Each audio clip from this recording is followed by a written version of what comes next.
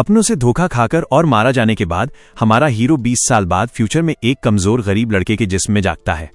सबसे ज्यादा गुस्सा उसे तब आता है जब उसे पता चलता है कि जिस गद्दार ने उसे मारा था आज लोग उसको नेशनल हीरो मान रहे हैं। टावर के पूरे ज्ञान से तैयार हमारा बंदा फिर से चैलेंज लेने का फैसला करता है, पूरी दुनिया को अपनी जबरदस्त टैलेंट से हिला देने के लिए। क्या वो अपना बदला ले पाएगा और कौन कौन सी मुश्किलें उसके रास्ते खड़ी हैं? आओ आज की कहानी में देखते हैं। टावर के 8वें फ्लोर पर, जो बिल्कुल बर्फ से ढका हुआ जैसा था, वहां एक बहुत बड़ा नाइट्स का सेना आई थी जो तेज आंधी बर्फ को काटकर आगे बढ़ रही थी। उनका नेता एक ब्लॉन्ड बालों वाला आदमी था। लीडर ने अचानक हाथ उठाया और सबको रुकने का हुक्म दिया, ये बोलते हुए कि आज वो फिर से यहां इसलिए जमा हुए हैं ताकि 8वें फ्लोर के गार्डियन को गिरा सकें। यह लीडर काजुकी था, ब्लू जोन गिल्ड का मास्टर और रैंक में 6ठा नंबर।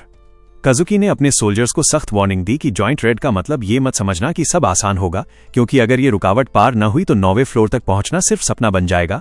तब काजुकी ने बर्फ के बीच एक ग्रुप को आते देखा। बहुत ही शानदार फाइटर्स दिख रहे थे जिन्हें एक अलग ही ऑरा और नीली आंखों वाला बंदा लीड कर रहा था। ये नया आया हुआ बंदा था सुबारू नारुकामी, ब्लू आइज गिल्ड का मास्टर और रैंक में नंबर 1, जो गोल्डन डिटेल्स वाले मास्क से अपना चेहरा छुपाए हुए था। काजुकी ने सुबारू का गर्मा गर्मी से स्वागत किया और सुबारू ने देर से आने की माफी मांगी, पर काजुकी ने हंसी मजाक में उससे सुधारा कि असल में सुबारू ही सबसे पहले पहुंच गया था। सुबारू ने पूछा कि इस बार मुरुम अलायंस का क्या रोल है। काजुकी ने हल्का सा ताना मारते हुए बोला कि सुबारू ही अटैक लीड करेगा, क्योंकि मुरुम अलायंस तो सिर्फ बचा कुचा लूट लेने आती है। सुबारू ने ये सब इग्नोर किया और हाथ बढ़ाकर काजुकी को एक लेजेंडरी आइटम दिया, जिसका खास इफेक्ट ये था कि थकान लिमिट तक पहुंचते ही आदमी की आधी स्टैमिना तुरंत वापस आ जाती है। काजुकी ये देखकर हिल गया। सुबारू ने सीरियस होते हुए बोला कि इस रेड को हर हालत में सक्सेसफुल बनना ही है, पर फिर भी ये आइटम काजुकी इमरजेंसी के लिए रख ले। काजुकी ने शांत आवाज में पूछा कि क्या सुबारू इस फाइट के बाद ब्लू लैंड वापस जाना चाहता है, और बोला कि तब वो आइटम वापस ले लेना, जिस पर काजुकी चुप हो गया और उसकी आंखों में हल्का सा एहसास दिखने लगा। सुबारू ने उसके कंधे पर हाथ रखा और बोला कि अगर वापस नहीं जाना चाहे तो वो आइटम अपने पास रख लेना। अचानक दोनों ने महसूस किया कि एक भयानक प्रेशर उनकी तरफ आ रहा है। एनिमी एक्सपेक्टेड टाइम से पहले आ गया था। 8वें फ्लोर का गार्डियन अपने बहुत बड़े बदन के साथ तूफान के बीच सामने आ गया। काजुकी जोर से चिल्लाया कि सब लोग तुरंत बैटल पोजीशन में आ जाओ। दुश्मन ने अपनी असली शक्ल दिखाई, एक जिसके कई सर थे और जिसके आसपास बिजली जैसी ऑरा चमक रही थी। सुबारू ने उसे घूर कर देखा और घिन से बोला कि ये बड़ा ही बदसूरत है। तभी उसके हाथ के आसपास काली और सुनहरी एनर्जी जमा होने लगी। सिस्टम मैसेज पॉप हुआ कि उसके शरीर में लाइटनिंग एनर्जी बह रही है। सुबारू ने फुल कॉन्फिडेंस में बोला कि आज इस मॉन्स्टर का अंत होने वाला है। तभी ड्रैगन ने अपने कई मुंह से एक तबाह कर देने वाला अटैक चार्ज किया। काजुकी चीख उठा कि सब लोग ब्रेथ अटैक से बचकर कवर ले लो, पर सुबारू बिना डरे आगे बढ़ता रहा। अपनी तलवार निकालते हुए बोला कि कवर लेने की जरूरत नहीं। काजुकी हिल गया और समझ नहीं पाया कि सुबारू क्या करने वाला है। अगले ही पल सुबारू ने बहुत तेज और खतरनाक तलवार का वार किया। वो वार हवा को फाड़ता हुआ सीधा ड्रैगन के अटैक से टकरा गया, जिससे इतना बड़ा धमाका हुआ कि मॉन्स्टर का पूरा अटैक हवा हो गया और जमीन पर एक दरार सी बन गई जो बैटलफील्ड को 2 हिस्सों में बांट रही थी। काजुकी ने शॉकवेव से बचने के लिए अपने आप को उसके पीछे छुपा लिया, पर मुस्कुराते हुए बोला कि ये बूढ़े का स्टाइल कभी नहीं बदलता। पीछे सुबारू की टीम पूरी हैरान रह गई। विच ने ट्रेनिंग के रिजल्ट्स को तारीफ दी, जबकि एक फाइटर ने शिकायत की कि वो एक कदम लेट हो गया और पहला वार मारने का मौका चूक गया। एक लड़की ने पूछा कि सुबारू ने थोड़ी देर पहले काजुकी को क्या दिया था, तो सुबारू ने हल्का मुस्कुराते हुए सिर्फ इतना बोला कि वो बाद में पता चल जाएगा। फिर सुबारू मुड़ के वो अपनी टीम से उनकी तैयारी पूछ रहा था और जोर से बोल रहा था कि अब वक्त आ गया है उस साले ड्रैगन को खत्म करने का। सब लोग अपने हथियार लेकर तैयार खड़े थे ताकि ये 8वां फ्लोर, जो मुश्किल में बिल्कुल जहन्नुम जैसा लग रहा था, तोड़कर आगे बढ़ सकें। काजुकी पीछे से सब कुछ चुपचाप देख रहा था। फिर उसके चेहरे पर एक तंज भरी मुस्कान आई और वो हल्की आवाज में बोल पड़ा कि ये सब लोग कितने अच्छे से दिखावा करते हैं, जैसे बिल्कुल करीबी दोस्त हों। तभी सोल्जर्स के कैप्टन ने काजुकी को बताया कि सब ट्रूप्स बिल्कुल प्लान के हिसाब से पोजीशन में हैं। काजुकी ने उसकी तारीफ की और बोला कि अब उन्हें भी चलना चाहिए। उसका मास्टर असिस्टेंट तुरंत जवाब देता हुआ बोला कि काजुकी को बैटल में गुड लक हो। काजुकी के लोग बहुत ही सस्पिशियस स्पीड से मूव करने लगे और हीलर जो स्टाफ पकड़े हुए था वो उसके बिल्कुल सामने खड़ा हो गया। फिर बिल्कुल अफरा तफरी मच गई और सब लोग उस बड़े ड्रैगन से टकरा गए जो पूरी अरीना को अपनी दहाड़ और अटैक से हिला रहा था। तेज चल वाली लड़की फाइटर आगे बढ़कर सबको डांट रही थी कि एनर्जी मत बचाओ, फुल पावर में अटैक करो। फिर उसने बीस्ट की बॉडी को हल्की सी कट दिया और मजे से बोला कि ये तो बस एक छोटा सा वॉक जैसा है। उधर आइस मेज प्रेशर और टेंशन की इंटेंसिटी को लेकर बर्ताव कर रहा था कि ये बैटल कितना हैवी लग रहा है। लड़ाई के बीच एक वॉरियर जो लाल एनर्जी से घिरा हुआ था आगे कूदकर बोलता है कि देखो भाई, हम सब बेट लगाते हैं कि कौन ड्रैगन को सबसे ज्यादा डैमेज देगा, और वो सीधा एक जबरदस्त मार लेता है। तोशिया ने बिना सोचे एक्सेप्ट की, ये कंडीशन रखते हुए कि जो हारेगा वो डिनर खिलाएगा। फिर वो अपनी तलवार के साथ जबरदस्त स्पीड में कूदकर ड्रैगन की बॉडी पर वार करता है। एक ही झटके में उसने ड्रैगन का एक सर अलग कर दिया और चीखकर शीनो को बोला कि संभल जा, ड्रैगन का सर तेरी तरफ गिर रहा है। शीनो ने उससे कहा कि टेंशन मत ले, मैं संभाल लूंगी, बस अपना अटैक जारी रख। फिर उसने एक बहुत बड़ा गुलाबी मैजिकल शील्ड बनाया और ड्रैगन का गिरता हुआ सर रोका, सेल्फ कॉन्फिडेंस से बोलती हुई कि डिफेंस तो मेरा काम है। तभी उस वक्त कजुकी अचानक शीनो के पीछे आ गया। उसका नाम धीरे से बोलते हुए ठंडी आवाज में पूछता है कि क्या ये भी रोक पाएगी। शीनो शौक में जम सी गई। अगले ही सेकंड कजुकी ने बिना किसी हिचकिचाहट के तलवार उसकी पीठ में घुसा दी। तलवार सीधे उसके सीने से निकल गई और वो बोर होते हुए बोल रहा था कि उनकी ओवर कॉन्फिडेंस ही सबसे बड़ी प्रॉब्लम है। सुबारू ने पलटकर हिलती हुई आवाज में शीनो का नाम पुकारा। उसे यकीन ही नहीं हो रहा था कि वो क्या देख रहा है। शीनो खून से लथपथ सीधी कजुकी के पैरों के पास गिर गई, बिल्कुल जान से खाली, और कजुकी एक डरावनी मुस्कान के साथ उसके ऊपर खड़ा था। खून से भीगा कजुकी पागल हंसी के साथ सुबारू की तरफ देखकर बोला कि अभी नजर हटाने का टाइम नहीं है। सुबारू बिल्कुल जम गया, समझ ही नहीं पाया कि कजुकी ने धोखा क्यों दिया। तभी ड्रैगन ने सुबारू को अटैक किया और उस मोमेंट में सुबारू को वो वक्त याद आया जब सिस्टम मैसेजेस पहली बार आए थे, जिसमें टावर ने उनका चुनाव किया था और ऑर्डर दिया था कि टावर चढ़ो, तैयार हो जाओ, क्योंकि एक नया आरंभ आ रहा है। ये टावर का पहला मैसेज था जो स्पेस में एक बड़े शैडो की तरह दिखा था। तब पता नहीं था कि ये एक अजाब है या एक वरदान। आज तक भी वो मैसेज एक अजीब पहेली बना हुआ है जिसका असली मतलब कोई नहीं समझ पाया, पर सब उसके हुक्म को मानना मजबूरी होता जा रहा था। इसलिए सब लोग टावर की चोटी तक पहुंचने की कोशिश में लगे हुए हैं जहां अब तक कोई नहीं पहुंचा। अलग अलग डायमेंशंस जैसे अर्थ, मुर्म और पता नहीं कितने दुनियाओं से लोग अपनी अपनी मिशंस लेकर टावर चढ़ते जा रहे हैं। पर हकीकत बहुत ही कठोर थी, क्योंकि सीन एक खौफनाक कत्लेआम में बदल गया जहां सुबारू के साथियों की लाशें चारों तरफ पड़ी थीं और वो अकेला खून के बीच खड़ा था। तेज तेज सांस लेते हुए सुबारू ने आसपास देखा को हराने के बाद और दिल में अपने साथियों को डांट रहा था कि वो भागे क्यों नहीं, जबकि उसने उन्हें ऑर्डर दिया था। उसे अफसोस हो रहा था कि उन्होंने उसकी बात नहीं मानी। वो थक कर बीस्ट की लाश के सामने बैठ गया, जिस मॉन्स्टर को हराना इम्पॉसिबल बोला जाता था, और आज वो काम उन्होंने कर लिया था। पर इस जीत का कोई मजा नहीं था, क्योंकि उसके दोस्तों की लाशें जमीन पर पड़ी थीं। वो दर्द से बोल पड़ा कि तुम सब कितने बड़े बेवकूफ थे, मैंने तुम्हें मरने की परमिशन अभी दी ही नहीं थी। सिस्टम अलर्ट्स एक के बाद एक पॉप हो रहे थे, बताते हुए कि स्टेटस की वजह से नेचुरल रिकवरी बंद हो चुकी है और इंडेक्स क्रिटिकल लेवल पर पहुंच गया है। सुबारू सोच रहा था कि अगर वो वापस लौट भी गया तो क्या होगा, क्योंकि सिस्टम स्ट्रिक्ट वार्निंग दे रहा था कि 100 पर पहुंचते ही पक्की मौत है। तभी उसकी आंखों में गुस्सा और हिम्मत की आग जल उठी। तभी कजुकी ठंडी सी चाल में उसके पास आया और उसे जैसे टाइटल से ताना मारकर तारीफ करता हुआ बोला। सुबारू हैरान होकर पूछने लगा कि आखिर कजुकी ने यह गद्दारी क्यों की। सुबारू ने जोर से चीखकर उससे सीधा सीधा जवाब मांगा। कजुकी उसके बिल्कुल पास आया और बोला कि वो पिछले 10 साल से इसी दिन का इंतजार कर रहा था और सुबारू ही वो बंदा है जो सबसे अच्छा तरह से इस बात को समझ सकता है। कजुकी और पास झुककर एक जहरीला सा स्माइल देता हुआ बोला कि यही एक तरीका था जिससे वो सुबारू को हरा सकता था। उसने जबरदस्ती मान लिया कि उसने जानबूझकर सुबारू का ध्यान भटकाया और ब्लू आइज गिल्ड के साथियों को इस्तेमाल किया ताकि सुबारू का फोकस टूट जाए, वरना वो सब उसके रास्ते में बड़ी दीवार बनकर खड़े होते। कजुकी ने पुरानी भड़की हुई नफरत निकालते हुए चीख चीख कर बोला कि सुबारू ने उसे जो कुछ दिया, इज्जत, मदद, साथ, सबने उसके दिमाग को पागल सा बना दिया और वह दोस्तों से ज्यादा दुनिया को चुन रहा है। फिर वो थोड़ा पीछे हटा और नकली दुख वाला चेहरा बनाकर बोला कि अब सबका आ गया है, इस नतीजे से कोई नहीं बच सकता। कजुकी ने निकाला और मजाक उड़ाते हुए बोला कि अब उसे इससे वापस लेने की जरूरत ही नहीं है जैसे पहले बोला था, क्योंकि शोड और फ्रूडा दोनों के हिसाब से ब्लू आइज गिल्ड अपने लीडर की मौत के साथ ही खत्म हो जाएगी। जाते हुए उसने सुबारू से ठंडी आवाज में बोला कि उदास मत हो, हिस्ट्री बुक्स में तो तू हीरो ही रहेगा, भले ही तू खुद देख नहीं पाएगा। सुबारू ने खून से भीगे चेहरे के साथ एक तंज भरी हंसी दी और बोला कि कजुकी हमेशा वही सुनता है जो वो सुनना चाहता है, बिल्कुल आखिरी पल तक। अपनी जिंदगी बच नहीं सकती, ये जानते हुए भी सुबारू ने हार मानने से इनकार कर दिया और अपने बचे हुए स्किल्स एक्टिवेट कर दिए। कजुकी हिल गया और गुस्से में पलटकर चीखने लगा, क्योंकि जो वो देख रहा था वो उसके लिए नामुमकिन था। सुबारू दोबारा खड़ा हो गया था, हाथ में वो पकड़े हुए जो जबरदस्त हवा पैदा करता है। सुबारू ने फैन को जोर से हिलाया और बोला कि इसमें अभी भी चार्जेस बचे हुए हैं, पर कजुकी को कुछ बताने से उसने इनकार कर दिया। उसकी चमकती आंखों में साफ दिख रहा था कि वो फैन के बचे हुए 4 इस्तेमाल से पूरा गेम पलटना चाहता है। सुबारू को अपनी गिल्ड के बचे हुए 4 लोग याद आए जो उसके पीछे गिरे हुए थे, और उसने हवा की जबरदस्त पावर से उन्हें बैटलफील्ड से बहुत दूर उड़ा दिया ताकि उनकी जान बच जाए, उन्हें चीख कर बोलता हुआ कि अपनी जिंदगी बचाओ। कजुकी को प्लान समझ आ गया तो वो घबराहट में अपने सोल्जर्स पर चिल्लाकर बोला कि उनके पीछे जाओ, एक को भी मत बचने दो। मुरुम फाइटर्स तुरंत भाग पड़े ऑर्डर पूरा करने, पर सुबारू उनके सामने एक मजबूत दीवार के जैसे खड़ा हो गया, अपने हाथ में लाइटनिंग का गोला बनाते हुए, और सबको वहीं रोक दिया कि पहले उससे लड़ना पड़ेगा। इंडेक्स 95 तक पहुंच गया और आसमान गरजने लगा। दिखाते हुए कि के स्किल का वक्त खत्म होने वाला है। एक भीषण सुनहरी बिजली का स्तंभ आसमान से गिरा और पूरी अरीना को बिजली की जहन्नुम में बदल दिया। काजुकी उसे देखकर टेंशन और गड़बड़ाहट में हंसा और बोला कि ये बंदा कितना जिद्दी है, हार मानता ही नहीं। 96 तक चढ़ चुका था। तब सुबारू अपने हथियार के साथ आगे कूद पड़ा, एक डरावनी ऑरा से घिरा हुआ, सोचता हुआ कि आखिर काजुकी ने इन सोल्जर्स को किस चीज का वादा किया होगा जो ये पागल होकर उस जैसे भयंकर मॉन्स्टर का सामना कर रहे हैं। सुबारू एनिमीज के बीच खड़ा होकर उन्हें वार्निंग देता है कि इस अटैक की कीमत उनकी जिंदगी होगी। चमकती आंखों और घाव से भरे शरीर के साथ वो सख्त अंदाज में बोलता है कि अब इस बैटलफील्ड से कोई तब तक नहीं हिलेगा जब तक मैं इजाजत न दूं। सोल्जर्स को समझ आ गया कि अब ये जिंदगी मौत की बात बन चुकी है, तो वो चीखते हुए अपने हथियार लेकर उसकी तरफ दौड़ पड़े कि अब फुल पावर में ही लड़ना पड़ेगा।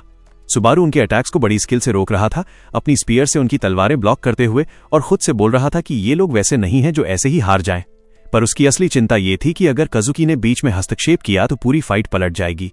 लड़ते लड़ते उसे थोड़ा सुकून मिला कि उसके साथी काफी दूर तक पहुंच गए हैं, पर सबसे बड़ा खतरा का था जो 97% तक चढ़ गया था। सुबारू को पता था कि ये फाइट ज्यादा देर नहीं चल सकती। उसने एक सोल्जर का अटैक रोका और 98% तक पहुंच गया, पर तब भी वो पूरी ताकत से लड़ता रहा। चाहे दर्द पूरे जिस्म को कस रहा था, तभी अचानक एक इतना जोर का वार लगा कि सुबारू लड़खड़ा गया और सोल्जर्स को मौका मिल गया कि वो उस पर टूट पड़े। चारों तरफ से तलवारें उस पर बरसने लगी और खून हवा में उड़ता हुआ सोल्जर्स की चीखों के साथ बिखर गया। सोल्जर्स खुशी से जोर जोर से चिल्लाने लगे, समझते हुए कि उन्होंने नामुमकिन काम कर दिया, सुबारू नारुकामी को मार दिया। लेकिन उनकी हैरानी के बीच सुबारू की आवाज गूंज उठी, पूछते हुए कि उन्होंने अभी किस बंदे को मारने का दावा किया है। उसकी आंखों में सुनहरी रोशनी चमक रही थी। फिर एक धमाका हुआ और सुबारू के जिस्म से बिजली की तेजी से एनर्जी फूटी, जो उसके आसपास के सोल्जर्स को झटके से हवा में फेंक गई जैसे वो खिलौने हों। अटैकर्स की लाशें उसके चारों तरफ गिर गए और सुबारू थकान से घुटनों पर गिर पड़ा। बचे हुए सोल्जर्स डर के मारे पीछे हट गए, फुसफुसाहट करते हुए कि ये आदमी तो असली मॉन्स्टर है, गिरता है पर मरता नहीं। काजुकी दूर से ये सब देख रहा था, ठंडी सी स्माइल के साथ मजाक उड़ाते हुए कि सुबारू का जमाना ऐसे आसानी से खत्म नहीं होने वाला। इसी वक्त इंडेक्स 99% तक पहुंच गया और लाल वार्निंग आई कि 100% पर सीधी मौत होगी।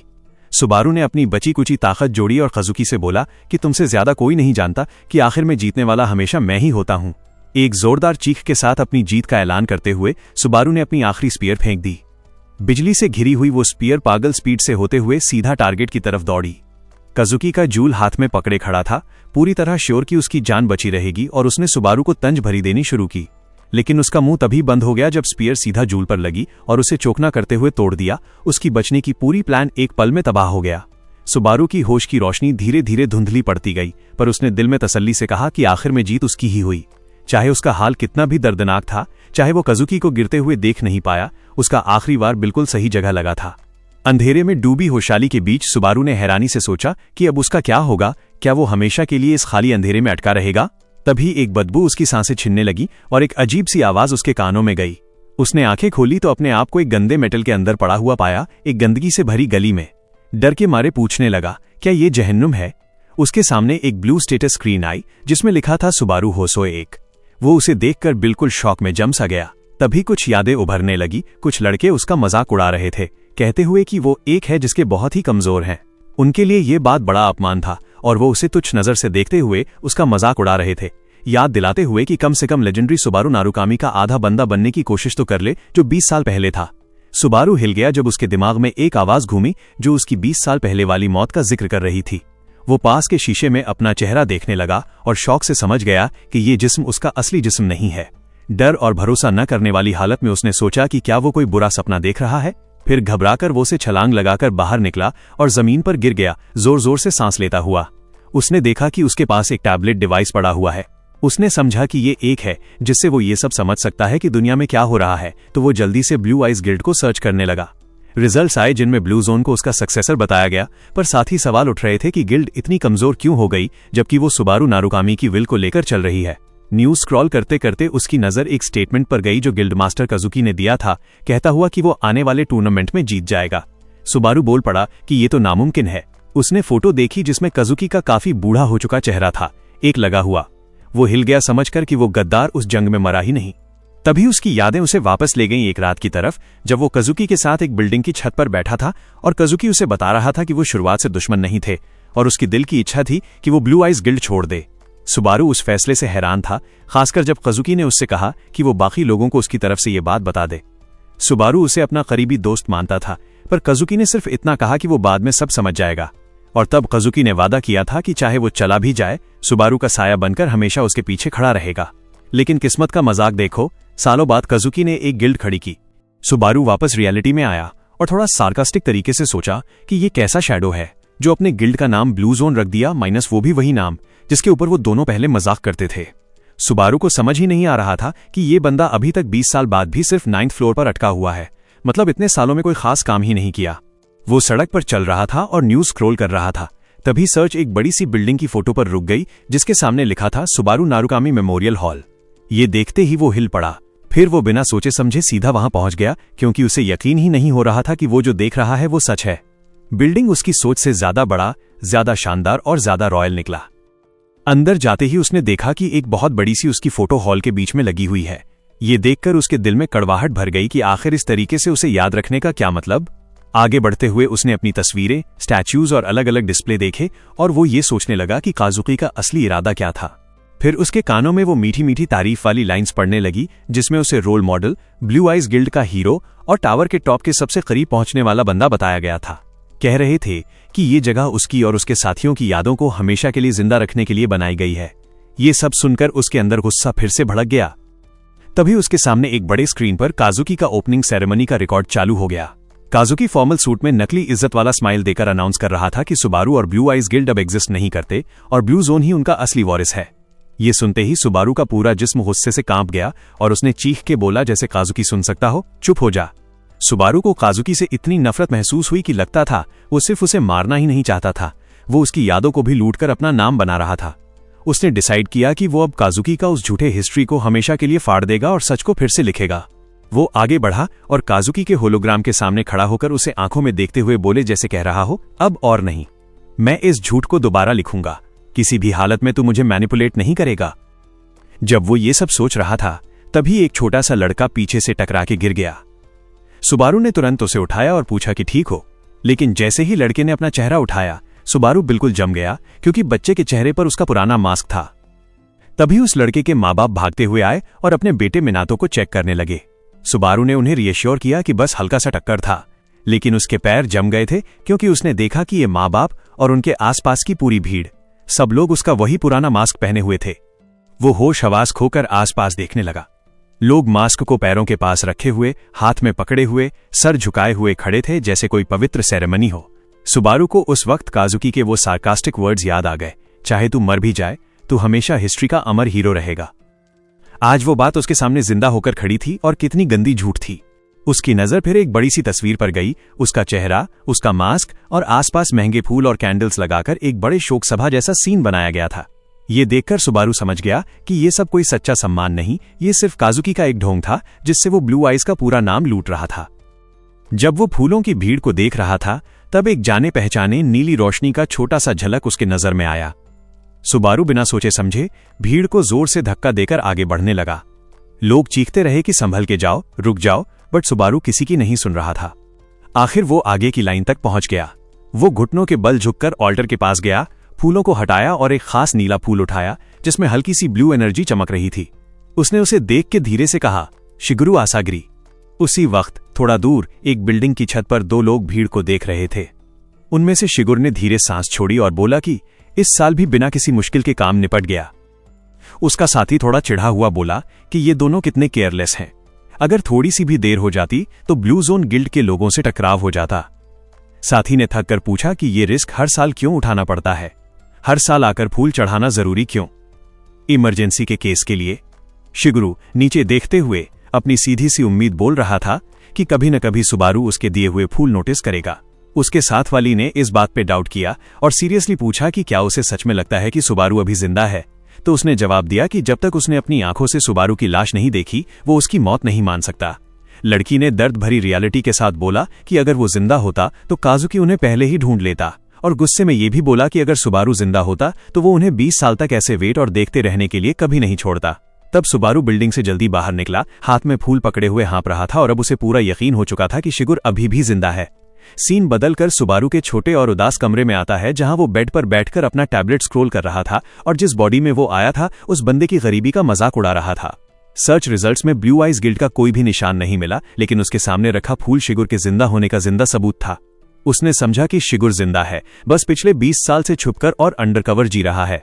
सुबारू ने दिमाग लगाकर नतीजा निकाला कि उनके गायब होने के पीछे काजुकी ही वजह है, क्योंकि काजुकी के नेचर को जानता था वो, और उसे पता था कि वो सच का कोई भी विटनेस जिंदा नहीं छोड़ता। शांति से जीते हुए उसने पिछली लड़ाई के दौरान हुए बड़े ब्लास्ट का पल याद किया और सोचा कि क्या सिर्फ शिगुरी ही बचा था या हवा ने चारों को बचा लिया था। तब सुबारू को अपनी करंट सिचुएशन की सच्चाई समझ आई। जब तक काजुकी जिंदा है और कंट्रोल में है, अपने पुराने साथियों से कांटेक्ट करना सीधा मौत को बुलाना होगा। उसने खिड़की की तरफ देखा और अपनी कमजोरी और लाचारी को माना, और यह भी समझा कि जबरदस्ती बीच में घुसना उसे सिर्फ मौत ही देगा। उसने अपने हाथों को देखकर पक्का इरादा किया और डिसाइड किया कि सबसे पहला और जरूरी स्टेप उसकी खोई हुई पावर वापस पाना होगा। सुबारू होसोई की यादों के बेस पर 2 दिन की तैयारी गुजरी और आखिरकार प्लेयर्स को क्वालिफाई करने वाली प्रिलिमिनरी ट्रेनिंग फेज शुरू हुई, जहां सुबारू अपनी तलवार पकड़कर खड़ा था।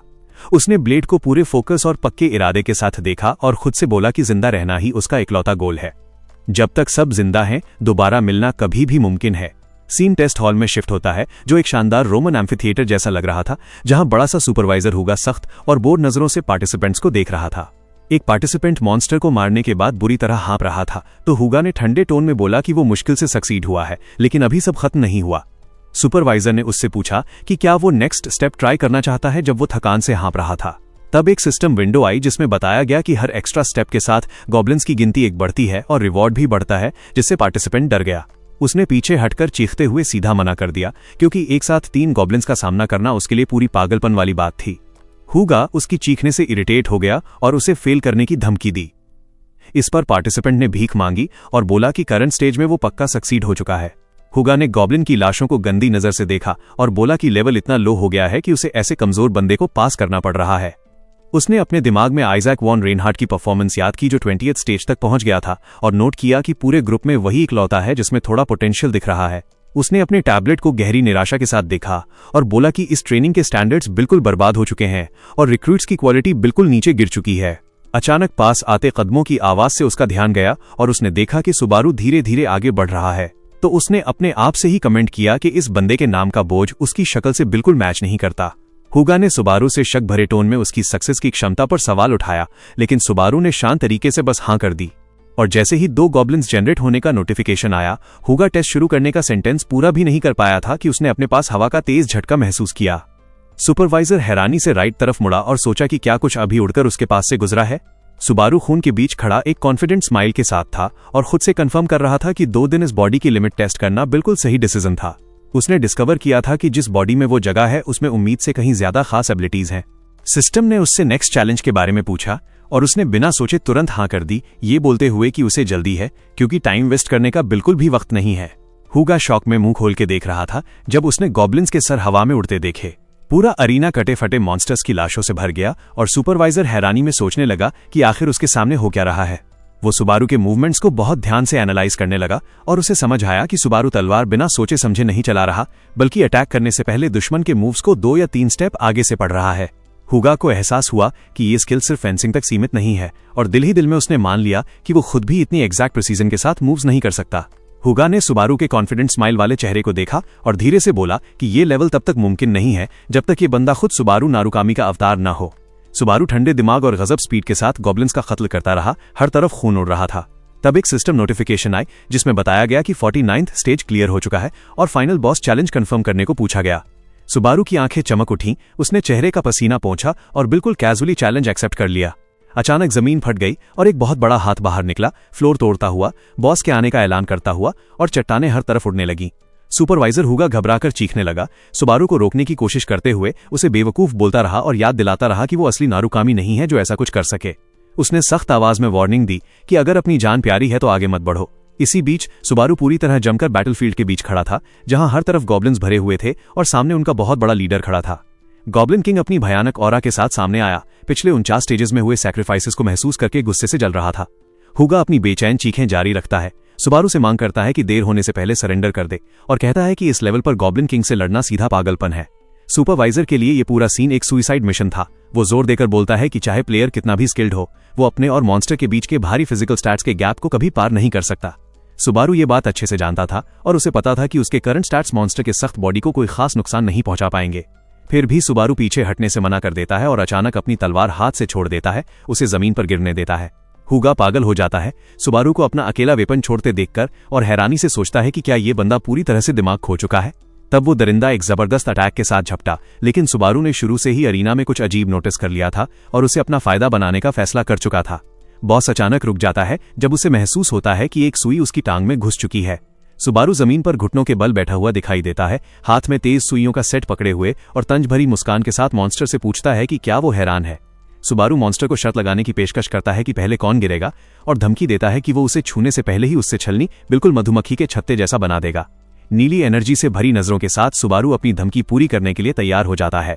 बिजली की स्पीड से सुइयां छूटती हैं और बिल्कुल एग्जैक्ट निशाने के साथ मॉन्स्टर की आंखों और चेहरे को चीर देती हैं, जिससे गॉब्लिन किंग के गले से दर्द भरी चीख निकल पड़ती है।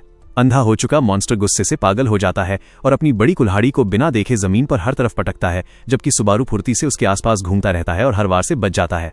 सुबारू जमीन पर उतरकर खड़ा होता है और अपने दुश्मन को ध्यान से देखने लगता है। अपनी यादों में घूमते हुए उसे घूमने वाली ताकत और उसका थ्रोइंग पावर से रिश्ता याद आता है, और मिस रैना की वो बात याद आती है जब वो उसके गलत थ्रो करने पर उसे डांट रही थी और सिखाया था कि अगर सेंटर ऑफ ग्रेविटी समझ लिया जाए तो फाउंटेन पेन जैसी चीज भी जानलेवा हथियार बन सकती है। सुबारू ने उन लेसन्स को पूरी तरह अप्लाई किया और मॉन्स्टर के वाइटल पॉइंट्स पर बिल्कुल सही निशाने के साथ वार किया, जैसे सीधा बीच में टारगेट लग रहा हो। बड़ा सा मॉन्स्टर लड़खड़ा गया, उसकी गर्दन से खून तेज बहने लगा और उसका पूरा बदन सुइयों से भरा हुआ था। सुबारू पूरे कॉन्फिडेंस के साथ खड़ा था और खुद को समझा रहा था कि पावर रोटेशनल फोर्स के साथ प्रोपोर्शनल होती है और एक्यूरेसी हिचकिचाहट के उल्टे प्रोपोर्शनल होती है। दिल ही दिल में उसने माना कि ये सारे मूव्स रिया ने उसे सिखाए थे और बिना उसकी ट्रेनिंग के वो खुद भी इतनी सफाई से ये सब नहीं कर पाता। हुगा हैरानी से ये सब देख रहा था और उसे समझ आ रहा था कि गॉब्लिन की लाशें और जहरीली सुइयां पिछले स्टेजेस इसलिए गायब नहीं हुए थे क्योंकि टेस्ट अभी खत्म नहीं हुआ था, और हुगा शॉक में आ गया क्योंकि सुबारू ने इस सिस्टम मैकेनिक का फायदा उठाया जिसे सुपरवाइजर नॉर्मली ऑब्वियस मान लेता था। उसे समझ आया कि सुबारू सिर्फ फेंसिंग पर डिपेंड करके गॉब्लिन्स को काट नहीं रहा था, बल्कि थ्रोइंग टेक्निक्स का यूज करके अरीना से उठाए हुए छुपे हुए वेपन से उनके वीक पॉइंट्स को निशाना बना रहा था।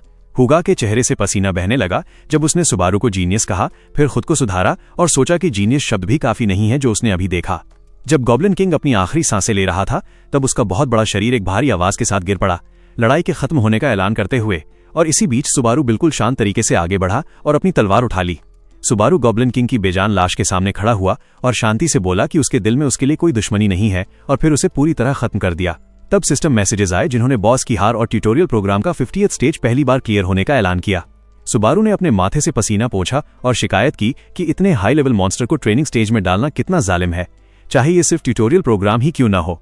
अचानक और नोटिफिकेशंस आने लगे जिसमें उसका लेवल बढ़ने और क्रेडिट और अचीवमेंट पॉइंट्स मिलने का ऐलान था, और सबसे इंपॉर्टेंट बात, ट्यूटोरियल शॉप ओपन हो गई जो सिर्फ इसी स्टेज में यूज हो सकती थी। सुबारू ये देखकर हक्का बक्का रह गया कि उसके पास 2425 अचीवमेंट पॉइंट्स थे, इतनी बड़ी गिनती जो उसने अपनी पिछली जिंदगी में भी कभी नहीं देखी थी। वो स्टोर ब्राउज करने लगा और देखा कि नॉर्मल टूल्स की प्राइस 5 से 200 पॉइंट्स के बीच थी, मतलब उसके पास बहुत ज्यादा पॉइंट्स बचे हुए थे। तब उसकी नजर अननोन डीमन स्वॉर्ड पर पड़ी। ये एक रेयर वेपन था जिसका दाम 1000 पॉइंट्स था, जो यूजर की हेल्थ और सॉइल को कंज्यूम करके कटिंग पावर बढ़ाता था, और जो एक फेल्ड मैजिक ब्लैकस्मिथ ने बनाई थी। सुबारू को ये ऑफर काफी टेम्पटिंग लगा, लेकिन उसे याद आया कि उसकी लाइटनिंग स्किल भी हेल्थ कंज्यूम करती है, इसलिए ये स्वॉर्ड यूज करना बहुत बड़ा रिस्क हो सकता था। फिर उसकी नजर होली स्वॉर्ड मिरांडा पर गई जिसका दाम 1400 पॉइंट्स था, जो फटीग कम करती है और लड़ाई का टाइम बढ़ा देती है। सोचते हुए कि उसे डेमोनिक स्वॉर्ड नहीं बल्कि सेफ्टी चाहिए, सुबारू गहरी उलझन में पड़ गया कि डेमोनिक स्वॉर्ड की डिस्ट्रक्टिव पावर चूज करे या होली स्वॉर्ड की सेफ्टी, क्योंकि उसे दोनों ही परफेक्ट चॉइस नहीं लग रही थी। वो अपने इनिशियल पॉइंट्स खर्च करने के लिए समझदारी भरा फैसला लेने की कोशिश में खड़ा रहा। जब उसने लिस्ट और नीचे स्क्रॉल की तो उसे पता चला कि और भी नीचे स्क्रॉल हो सकता है, और तब उसकी नजर एक एफ रैंक स्किल पर पड़ी जिसका नाम वेज ऑफ ग्रीड था, जिसका दाम 1400 पॉइंट्स था, और जिसका इफेक्ट ये था कि यूजर के यूज किए गए स्किल्स और टूल्स के साइड इफेक्ट्स को दबाना। हैरानी के मारे सुबारू के चेहरे से पसीना बहने लगा, क्योंकि उसने पहले कभी ऐसी स्किल नहीं देखी थी जिसका ऐसा इफेक्ट हो। उसे तुरंत समझ आ गया कि ये स्किल डेमोनिक स्वॉर्ड के नेगेटिव इफेक्ट्स को रोक सकती है, और शायद उसकी अपनी लाइटनिंग स्किल के साइड इफेक्ट्स को भी। बिना एक पल सोचे उसने रिस्क लेने का फैसला किया और वेज ऑफ ग्रीड और अननोन डीमन स्वॉर्ड दोनों खरीद ली।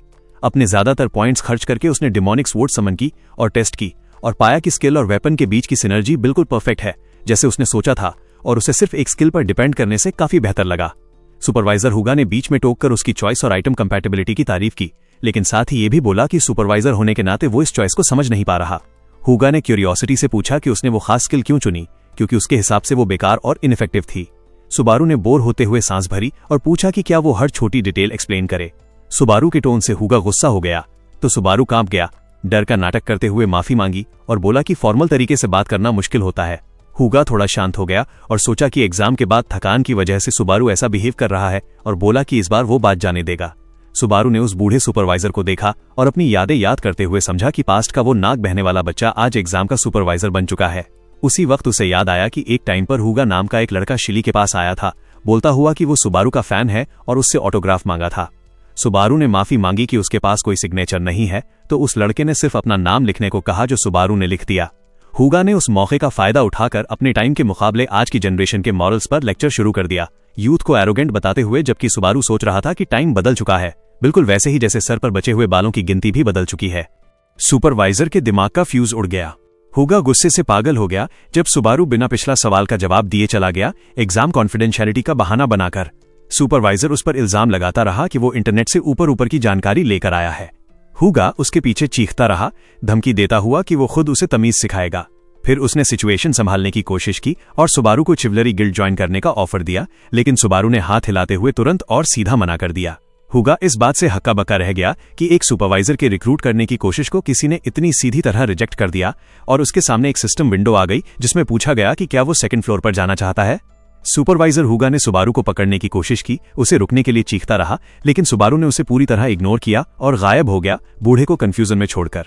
हुगा अकेला खड़ा रह गया और उस लड़के के बिहेवियर पर अपनी गहरी निराशा जताता रहा। इसी बीच सुबारू सेकंड फ्लोर पर पहुंच चुका था और उसके पैर सिटी ऑफ बिगिनिंग्स की जमीन पर पड़े। शहर जिंदगी और हलचल से भरा हुआ था, जहां वेंडर्स की आवाजें गूंज रही थीं, रून टेरा के डीप सी रैग्स और स्पेशल सूखा हुआ मीट जैसे अजीब सामान बेचते हुए। सुबारू भीड़ के बीच चलता हुआ अलग अलग चीजों को नोटिस करता है, मरमर सिल्क से लेकर अर्थ लेदर जैकेट्स तक। इस जगह पर सच में वापस आने का एहसास होते ही उसे अंदर से समझ आ गया कि उसने एक ऐसा रेयर मौका हासिल किया है जो आमतौर पर किसी को नहीं मिलता, एक दूसरा चांस। और क्योंकि वो पहले भी ये सब देख चुका था, उसने डिसाइड किया कि इस बार चीजों को और बेहतर तरीके से हैंडल करेगा। उसे अपने पुराने साथी याद आए जो आग के पास बैठकर बातें किया करते थे, और उसने खुद से कसम खाई कि उन सब का बदला लेगा और उस भयानक अंजाम का भी जो उन सबको एक साथ ले डूबा था। सुबारू ट्रेनिंग बिल्डिंग की तरफ बढ़ा और अपनी नई स्किल्स और इक्विपमेंट टेस्ट करने के लिए एक प्राइवेट रूम मांगा। वहां का बूढ़ा एम्प्लॉय बोटोन में पूछता है कि वो कौन से फ्लोर से आया है। सुबारू ने छोटा सा जवाब दिया कि वो अभी ऊपर चढ़कर आया है। ट्रेनिंग बिल्डिंग ऐसी जगह है जहां लोग रोज आते जाते रहते हैं। एम्प्लॉय ने हाथ से कॉरिडोर की तरफ इशारा करके रूम नंबर 1 सजेस्ट किया, जिसमें एक भूसा वाला डमी होता है, और बोला कि ये उसके लेवल के लिए सबसे सही है। लेकिन सुबारू ने रूम नंबर 5 मांगकर उसे हैरानी में डाल दिया, जिससे एम्प्लॉय ने उसे बहुत शौक नजरों से देखा। एम्प्लॉय ने ईमानदारी से वार्निंग दी कि ये सिर्फ पैसे बर्बाद करना है और उसे पहले रूम पर ही रहने की सलाह दी। लेकिन सुबारू ने उसकी चिंता के लिए शुक्रिया कहा और 30 मिनट के लिए 5th रूम बुक करने पर जिद की। सुबारू ने 50 क्रेडिट्स दिए और कॉरिडोर में आगे बढ़ गया, जबकि एम्प्लॉय पीछे से चीख कर बोलता रहा कि अगर बीच में छोड़ कर गया तो पैसे वापस नहीं मिलेंगे, और उसे वान्नाबी हीरो कहकर ताना मारता रहा। रूम सिस्टम में जैसे जैसे रूम नंबर बढ़ता था, डिफिकल्टी भी बढ़ती जाती थी। जहां पहला रूम ट्रेनिंग डमीज का था और तीसरे रूम में बड़े बड़े पत्थर होते थे, इसलिए एक बिगिनर को मुश्किल रूम्स की तरफ जाते देखकर लोगों का तंज भरी नजर से देखना बिल्कुल नॉर्मल था। सुबारू ने लोहे का दरवाजा अपने पीछे बंद किया और अंधेरे में शुरू करने के लिए तैयार हो गया। उसने अननोन डीमन स्वॉर्ड निकाली जो लाल रोशनी छोड़ रही थी, और सिस्टम ने तुरंत यूजर को पहचान लिया। अचानक तलवार से भरी लाल एनर्जी फूट पड़ी और सुबारू की हेल्थ और मैजिक को कंज्यूम करना शुरू कर दिया, ताकि उसकी फिजिकल ताकत को कुछ वक्त के लिए जबरदस्ती बढ़ाया जा सके। लेवल 1 की वेज ऑफ ग्रीड स्किल तुरंत एक्टिवेट हुई ताकि तलवार के भयानक रिकॉइल को रोका जा सके और थोड़ी सी हेल्थ वापस लाए, लेकिन ये रेजिस्टेंस पूरी तरह इफेक्ट को ब्लॉक नहीं कर पाई और सुबारू को हल्का सा थकान महसूस हुई। उसे समझ आ गया कि स्किल का पहला लेवल इसको झेलने के लिए काफी कमजोर है, और तलवार उसकी जिंदगी को लालच से पीती रही, और जैसे जैसे दर्द बढ़ता गया वैसे वैसे उसकी कॉम्बैट एबिलिटीज हेल्थ के लॉस के साथ डबल होती गई। सुबारू ने दांत भींचे और समझा कि ये इस वक्त उसकी मैक्सिमम लिमिट है, लेकिन ये सब उसकी उम्मीद के अंदर ही था, और बिना एक पल सोचे उसने तुरंत वेज ऑफ ग्रीड स्किल को अपग्रेड करने के लिए 10,000 क्रेडिट्स खर्च कर दिए। स्किल लेवल 2 पर अपग्रेड हो गई और अगला लेवल 20,000 क्रेडिट्स मांगता था। अपग्रेड हुई स्किल ने तलवार के रिकॉइल को कुछ हद तक रोक लिया, पहले से ज्यादा अच्छा रिजल्ट दिया, और भले ही तलवार अभी भी उसकी हेल्थ कंज्यूम कर रही थी, लेकिन मिलने वाली ताकत इतनी भयानक हो चुकी थी कि सुबारू ने अपने एक्सपेरिमेंट की सफलता का ऐलान कर दिया। सुबारू उछलकर ऊपर कूद गया, चमकती हुई तलवार उठाते हुए, और बोला कि अब इसकी डिस्ट्रक्टिव पावर टेस्ट करने का टाइम आ चुका है। बाहर एम्प्लॉय नींद से लड़ रहा था, और अपने शांत ऑफिस में बॉर्डम और नींद से लड़ते हुए अचानक रूम नंबर 5 का दरवाजा खुला और सुबारू बाहर निकला, जिससे एम्प्लॉय वहीं का वहीं कांप गया। डर के मारे सोचने लगा कि क्या वो अभी भी सपना देख रहा है या जो देख रहा है वो सिर्फ हैलुसिनेशन है। बूढ़ा एम्प्लॉय रूम नंबर 5 के सामने खड़ा हो गया, चेहरे पर कंफ्यूजन के साथ खुद से बोलता हुआ कि वो बंदा सिर्फ 10 मिनट ही अंदर था। उसने नॉक किया और आवाज लगाई, ड्रीम बॉय, ताकि चेक कर सके। फिर धीरे से दरवाजा खोला और जो देखा उससे ऐसा शॉक लगा कि आवाज ही निकलना बंद हो गई और आंखें फटी की फटी रह गईं। पूरा रूम तबाह हो चुका था, दीवारों में दरारें थीं और जो बड़ा पत्थर ट्रेनिंग के लिए रखा था वो भी इतनी भयानक प्रिसीजन के साथ 2 टुकड़ों में कटा हुआ था, जिससे वो हैरानी में सोचने लगा कि आखिर यहां हुआ क्या। दूसरी तरफ सुबारू अपने होटल रूम में उठता है, जम्हाई लेता हुआ सोचता है कि वो कितनी देर सोया होगा, क्योंकि बॉडी में अभी भी थोड़ी अकड़ सी लग रही थी। वो होटल लॉबी में बैठकर कॉफी पीते हुए कर्स्ड स्वॉर्ड के साथ किए गए अपने एक्सपेरिमेंट के बारे में सोचता है। उसे समझ आता है कि अगर ये कोई नॉर्मल स्वॉर्ड होती तो नतीजे बहुत खतरनाक होते, लेकिन फिजिकल बर्डन काफी कम हो चुका था और वो तलवार की पावर निकालने में कामयाब रहा। वो अपना स्टेटस विंडो देखता है जिसमें उसका लेवल 10 और नॉर्मल सी फिजिकल स्टैट्स दिख रही होती हैं, और मानता है कि नॉर्मली वो इस मैजिक स्वॉर्ड को उठा भी नहीं पाता, यूज करना तो दूर की बात थी। सुबारू को ट्रेनिंग का वो पल याद आता है, और ये भी कि वेज ऑफ ग्रीड स्किल और स्वॉर्ड के बीच की सिनर्जी बिल्कुल परफेक्ट थी, मतलब उसकी स्ट्रैटेजी कामयाब रही। कॉन्फिडेंस वाली मुस्कान के साथ वो सोचता है कि अगर इस मिक्स में लाइटनिंग एलिमेंट भी जोड़ दिया जाए तो और भी जबरदस्त रिजल्ट मिलेंगे। लेकिन फिर कड़वी सच्चाई से टकरा जाता है जब वो अपना बचा हुआ बैलेंस देखता है, जो 50 से ज्यादा नहीं था, जबकि स्किल अपग्रेड करने के लिए 20,000 क्रेडिट्स चाहिए थे, और उदासी से सोचता है कि क्या ये बॉडी पूरी जिंदगी ही इतनी गरीब रही है। सुबारू दुखी होते हुए सांस भरता है, सोचता है कि उसकी हालत यहां तक गिर गई है कि अब बैलेंस मैनेजमेंट की टेंशन लेने लगी है। फिर खुद को ये कहकर तसल्ली देता है कि मौत के बाद दोबारा जिंदा होना इस सब को जस्टिफाई करता है। तभी अचानक एक तेज आवाज सबको ग्रीट करते हुए उसकी सोच तोड़ देती है। वो पलट कर देखता है तो एक लड़का जिसके सर पर बिल्ली जैसे कान लगे होते हैं लाइव स्ट्रीम शूट कर रहा होता है। सेकंड फ्लोर की अपनी एक्सपेडिशन और न्यूबी के दिनों की यादों के बारे में फुल एक्साइटमेंट से बोल रहा होता है। स्ट्रीम स्क्रीन पर 1000 क्रेडिट्स का डोनेशन नोटिफिकेशन आता है, जिससे उसकी एक्साइटमेंट और बढ़ जाती है। स्ट्रीमर खुशी मना ही रहा होता है कि कॉफी अपने ऊपर गिरा लेता है, लेकिन कैमरा के सामने ओवर एक्टिंग वाली काइंडनेस दिखाता है और डोनेट करने वाले को थैंक यू बोलता है। सुबारू ये सब देखकर हैरान हो जाता है और सोचता है कि क्या ये बंदा थोड़ा सा पागल है। वो अपना टैबलेट खोलकर लाइव स्ट्रीमिंग एरा के बारे में पढ़ता है और समझता है कि हर 3 में से 1 प्लेयर पॉइंट्स कमाने के लिए ये काम शुरू कर चुका है। तब सुबारू को रियलाइज होता है कि जो उसने अभी देखा वो डोनेशन के लिए लाइव स्ट्रीम था, और अचानक उसे अपना नाम पुकारने वाली एक पहचानी आवाज सुनाई देती है। वो मुड़कर देखता है तो एक शानदार कपड़ों में सजा हुआ एक बंदा उससे पूछता है कि क्या वो भी ऊपर चढ़कर आया है। वो बंदा पास आता है, बोलता है कि इतना कोइंसिडेंस अजीब है, और फिर उससे पूछता है कि वो कहाँ रहता है। उसी पल सुबारू के बॉडी में एक अजीब सी रिएक्शन होती है, जो उसे गुस्सा नहीं लगती बल्कि एक इंस्टिंक्टिव रिएक्शन जैसी होती है, जैसे हल्की सी थ्रिल, जिससे वो अंदाजा लगाता है कि इस बॉडी के ओरिजिनल ओनर का इस बंदे के साथ रिलेशन अच्छा नहीं था। वो बंदा ऊपर से देखते हुए टोन में वार्निंग देता है कि जब वो बात करे तो उसे इग्नोर न करे, क्योंकि उसे लग रहा है जैसे वो खुद से ही बात कर रहा हो। सुबारू उससे घूरते हुए कंफर्म करता है कि जो फीलिंग उसके अंदर उठ रही है वो सिर्फ डिस्कंफर्ट नहीं बल्कि कुछ और गहरा है, जो यादों के साथ खुलने लगता है, और थोड़े टेंस टोन में जवाब देता है कि वो अभी अभी ऊपर चढ़ा है। उस बंदे का नाम आइजैक होता है, जो तंज भरी मुस्कान के साथ बोलता है कि उसे कभी उम्मीद नहीं थी कि सुबारू जैसा कमजोर बंदा ट्यूटोरियल पास कर लेगा, जबकि आइजैक को लगा था कि सुबारू किसी गॉब्लिन के हाथों मर जाएगा। ओरिजिनल सुबारू होसोई की यादें बाढ़ की तरह वापस आ जाती हैं। सुबारू को अब वो सीन बिल्कुल साफ याद आ जाता है जहां वो कांपता हुआ डरा हुआ आइजैक के सामने खड़ा था, और आइजैक ठंडे टोन में उससे उसके बिहेवियर का रीजन पूछ रहा था। यादों में आइजैक उसे बुरी तरह डांट रहा होता है, कहता है कि सीधा चेहरा बनाकर उसे शांत करने की कोशिश मत करो। दर्द भरी यादें आगे बढ़ती रहती हैं, जहां आइजैक ओरिजिनल सुबारू का इंसल्ट कर रहा होता है, बोलता है कि उसका नाम सुनकर ही उसे इरिटेशन होती है और वो इतना निकम्मा है कि सीधी सी इंस्ट्रक्शंस भी फॉलो नहीं कर सकता, और उस पर इल्जाम लगा रहा होता है कि अपने आप को अनाथ दिखाकर और खाली दिमाग होने का शो ऑफ कर रहा है। यादों में सुबारू रोता हुआ दिखाई देता है और अपनी बात जस्टिफाई करने की कोशिश करता है कि जो क्रेडिट उसने दिया था वो काफी नहीं था, लेकिन आइजैक ने उसकी एक नहीं सुनी और उसे एक जबरदस्त घूंसा मारा, जो उसे जमीन पर गिरा देता है। साथ ही ऑर्डर देता है कि उससे जवाब न दे और उसे कचरा बोलता है। आइजैक तंज भरे अंदाज में बोलता है कि जिस बॉक्स में वो छुपा रहता है अब वही उसका घर है। वो गंदी सी मुस्कान के साथ सुबारू को धमकी देता है और वार्निंग देता है कि चाहे कुछ भी हो जाए बॉक्स से बाहर ना निकले, और इशारा करता है कि अगर ऑर्डर तोड़ा तो बहुत बुरा अंजाम होगा। सुबारू को वो पल कड़वेपन के साथ याद आते हैं और वो सोचता है कि कौन सा बेवकूफ ऐसा होता है जो मार और बेइज्जती चुपचाप झेल लेता है। अब उसे समझ आता है कि ओरिजिनल बॉडी का ओनर कचरे के कंटेनर में क्यों छुप कर रहता था। तब आइजैक फिर से अपनी बड़ाई शुरू करता है, बताता है कि कैसे उसने 20 स्टेजेस क्लियर करके अपने बाप का रिकॉर्ड तोड़ दिया और कैसे सुपरवाइजर हयूगा उसकी तारीफ करता है। वो ये भी शो ऑफ करता है कि उसे रिवॉर्ड में एक बी रैंक स्किल मिली है, और दावा करता है कि ट्यूटोरियल में ये सबसे ऊपर का रैंक होता है, फिर बदतमीजी से कॉफी मांगता है। सुबारू ठंडे टोन में जवाब देता है कि वो जा रहा है और आइजैक की बकवास को इग्नोर कर देता है। आइजैक हुक्म चलाने वाले अंदाज में उसे रोकता है और कहता है कि वापस आते वक्त सस्ती कॉफी ले आना। सुबारू बोर होकर सांस भरता है, जो आइजैक को गुस्सा दिला देता है क्योंकि उसे अपने हमेशा मानने वाले फॉलोवर के बिहेवियर में बदलाव दिख जाता है। आइजैक डरावने चेहरे के साथ पूछता है कि आजकल उसे क्या हो गया है और वो घूर क्यों रहा है, और तंज करता है कि कहीं उसकी सोल बदल तो नहीं गई। सुबारू बिल्कुल ठंडे और पक्के अंदाज में बोलता है कि उसके पास क्रेडिट नहीं है और आइजैक को बोलता है कि अपनी कॉफी खुद खरीद ले, फिर जाने लगता है। आइजैक नीचे और धमकी भरी आवाज में उसे बैठने का ऑर्डर देता है, लेकिन सुबारू मना कर देता है। दिल ही दिल में माफी मांगता है कि अभी ओरिजिनल बॉडी के ओनर का बदला लेने का टाइम नहीं है, पर आइजैक को सीरियस वार्निंग देता है कि उसके रास्ते में ना आए। अचानक आइजैक सुबारू का हाथ जोर से पकड़ लेता है, उसे धमकी देता है और भागने वाले कचरे के अंजाम याद दिलाता है। सुबारू तीखी नजर से देखकर उसे बोलता है कि अपने भले के लिए उसका हाथ छोड़ दे। आइजैक और जोर से पकड़ता है और उसे घमंड न दिखाने की वार्निंग देता है। उसका नाम सुबारू गंदी टोन में लेता है।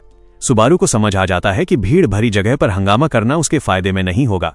तब अचानक आइजैक जोर जोर से हंसने लगता है और बोलता है कि वो तो बस पुराने दिनों की तरह सुबारू को डरा रहा था, मजाक कर रहा था। वो सुबारू का हाथ छोड़ देता है और कहता है कि वो अभी भी वही डरा हुआ छोटा सा फ्राई है। आइजैक मजाक उड़ाता रहता है और अंदाजा लगाता है कि सुबारू ने ट्यूटोरियल बड़ी मुश्किल से पास की होगी। सुबारू चुपचाप उसे देखता रहता है और महसूस करता है कि उसकी बॉडी अभी भी डर के इंस्टिंक्ट पर रिएक्ट कर रही है।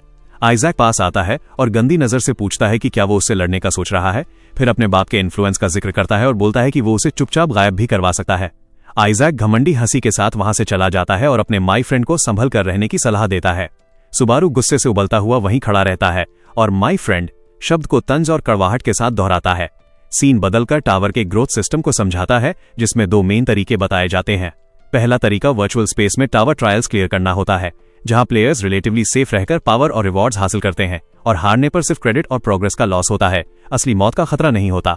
दूसरा तरीका रियल वर्ल्ड में हंटिंग का होता है, जहां प्लेयर्स सेफ जोन्स के बाहर या डंजन्स में मॉन्स्टर्स का सामना करते हैं।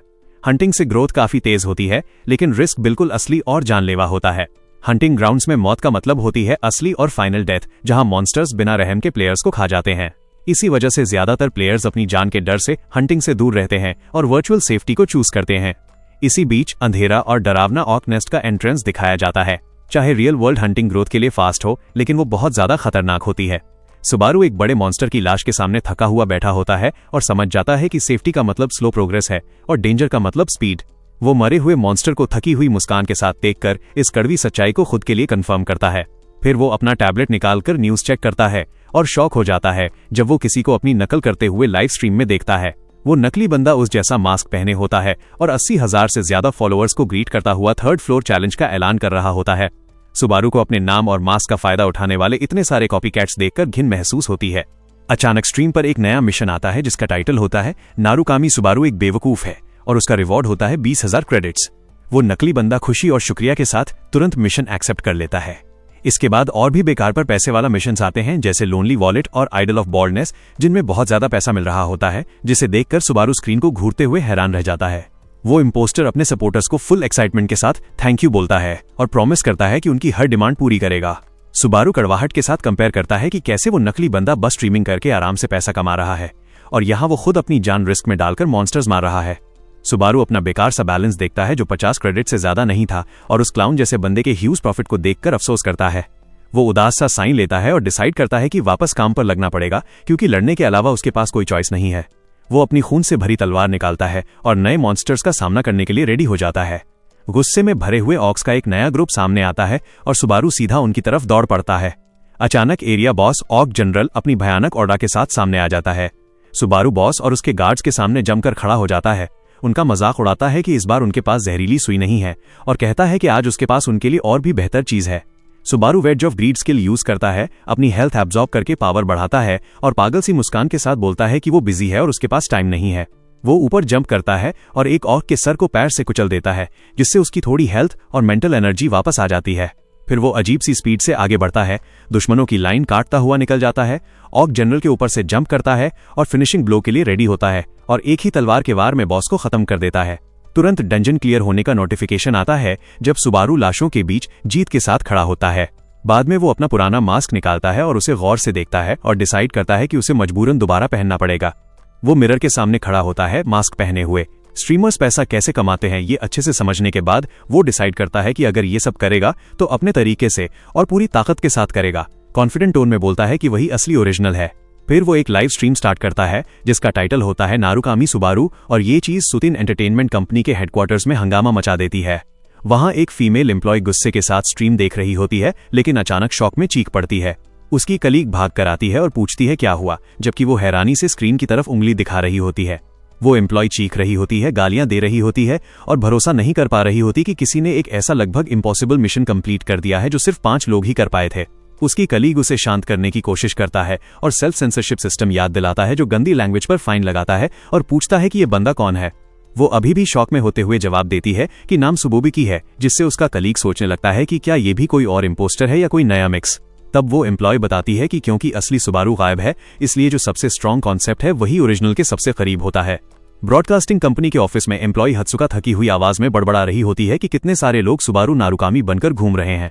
उसका कलीग सोचता है कि क्या लाइव स्ट्रीमिंग का फील्ड सच में मर चुका है। हत्सुका जवाब देती है और उसे याद दिलाती है कि ये फील्ड ही उनकी रोजी रोटी है, और कहती है कि टावर में जान रिस्क करने वाले प्लेयर्स को भी ये सब बोरिंग लगता है। उसका कलीग नापसंदगी के साथ पूछता है कि फिर उसने टावर चढ़ना क्यों छोड़ दिया और ऐसी जॉब क्यों पकड़ ली। हत्सुका फोन देखते हुए सीधा जवाब देती है कि वजह बॉर्डम थी। फिर वो इमोशनल हो जाती है और उसे डांटते हुए याद दिलाती है कि उसने खुद भी छोड़ दिया था, और अगर उसके पास टाइम होता तो वो इस बकवास के बजाय असली टैलेंट ढूंढती। उस पर उसका कलीग शांति से मानता है कि उसने स्किल की कमी की वजह से गिव अप किया था। हत्सुका सिचुएशन पर कमेंट करती रहती है और कहती है कि उसका कलीग सिर्फ सुबारू नारुकामी से मिलने के लिए टावर चढ़ना शुरू किया था, इसलिए आइडल के गायब होने के बाद उसका जोश खत्म हो जाना नेचुरल है।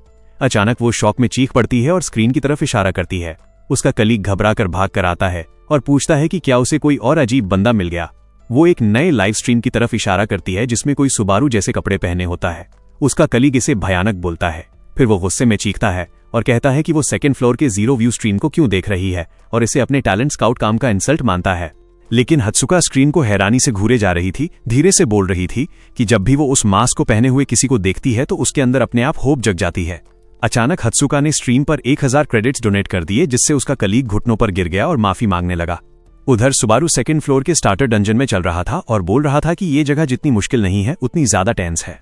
उसे अजीब सा प्रेशर महसूस हो रहा था, जैसे कोई उसे देख रहा हो, जबकि वो बिल्कुल अकेला था। सुबारू ने कुछ व्यूअर कमेंट्स नोटिस किए, जिसमें एक ने फ्लोर के बारे में पूछा तो उसने जवाब दिया कि ये उसका पहला चैलेंज है। एक और व्यूअर जिसका नाम लव मनी था, उसने बिगनर्स के लिए स्ट्रीमिंग के डेंजर के बारे में वार्म किया और बोला कि रास्तों की नॉलेज नहीं होती, जबकि सुबारू संभल संभल कर आगे बढ़ रहा था। अचानक एक आंख वाली बैट सामने आई और उस पर झपट पड़ी।